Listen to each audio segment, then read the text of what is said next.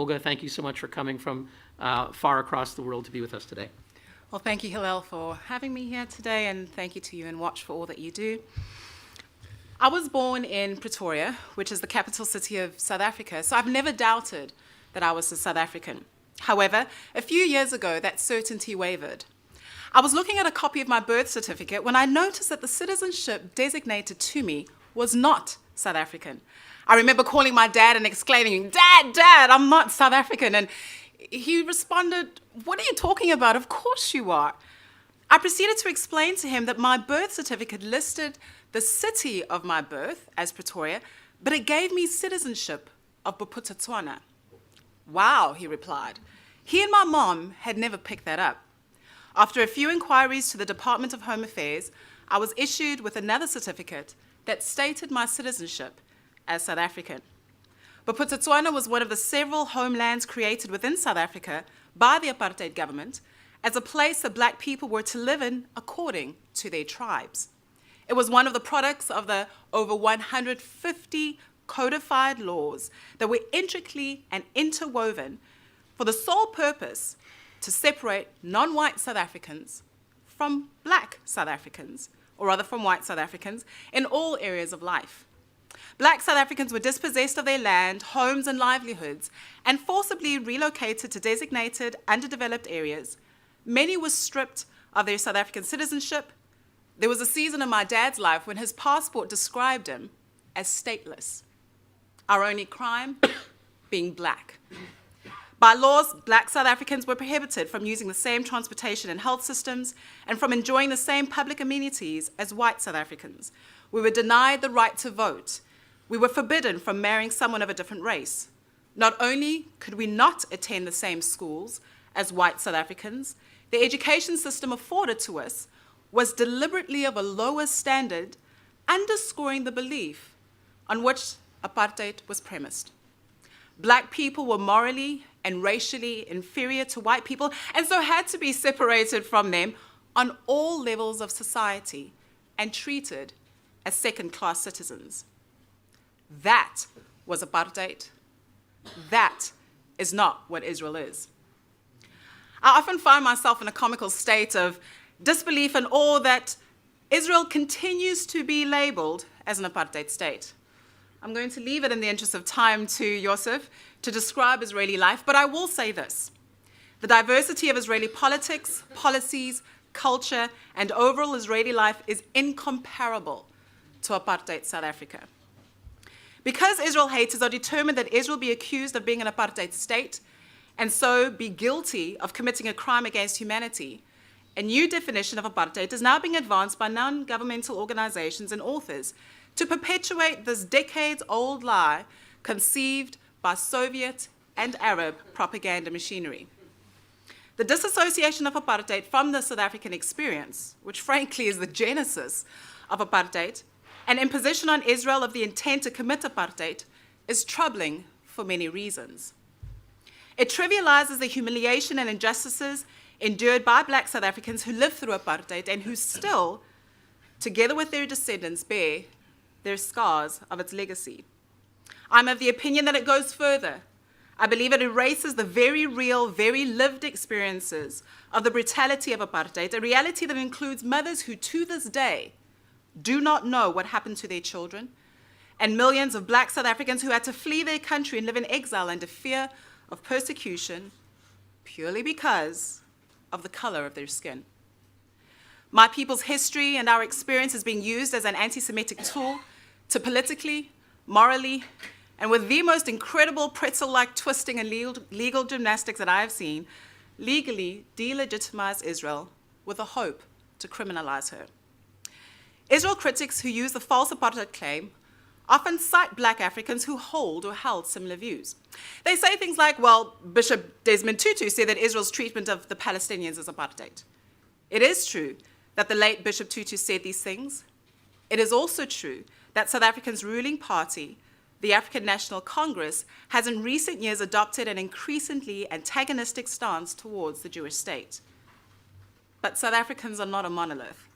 From faith leaders to politicians, business personnel to community leaders, many have called out and do call out this lie.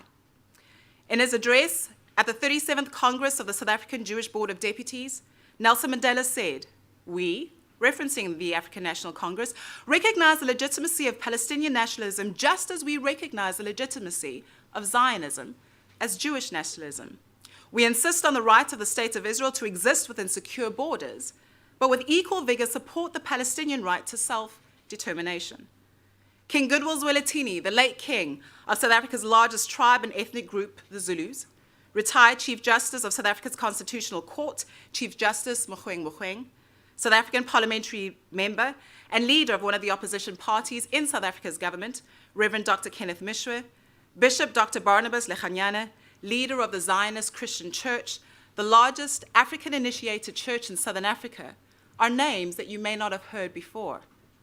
But these are names of South African leaders who do not equate support for the Palestinian people as having to be anti-Israel.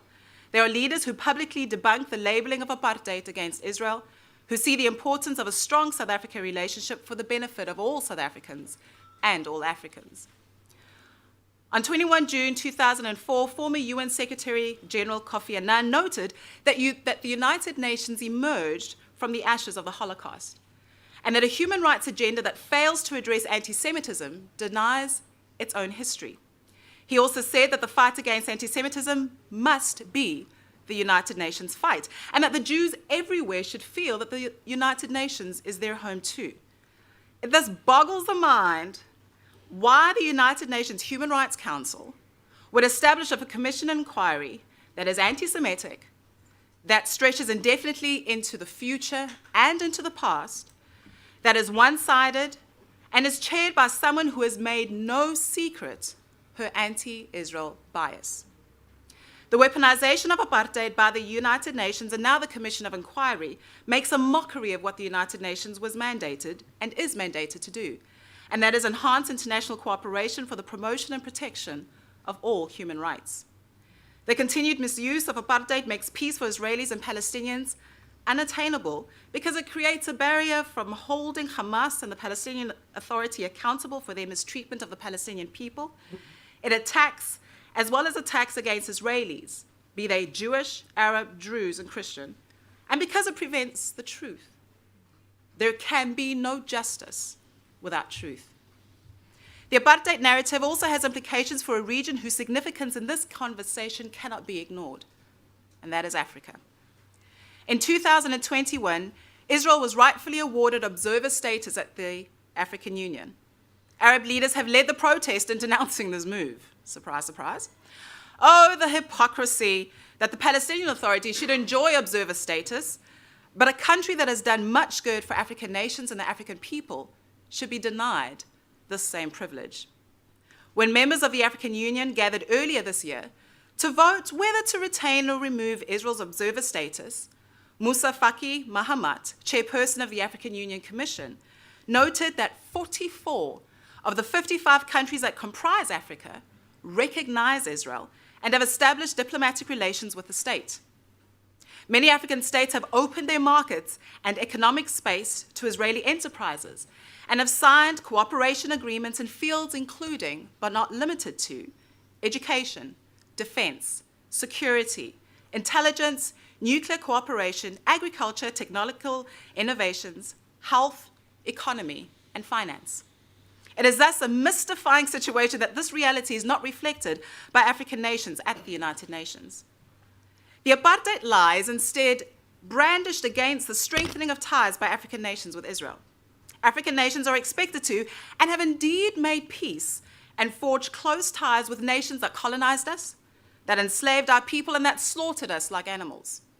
Israel, who we are told to shun, has committed no such atrocities.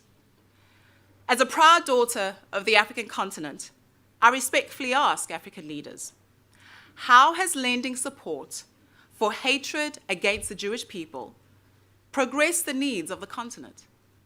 We have propped up the morally and legally corrupt notions that Israel is guilty of apartheid, colonization, and genocide. To what benefit?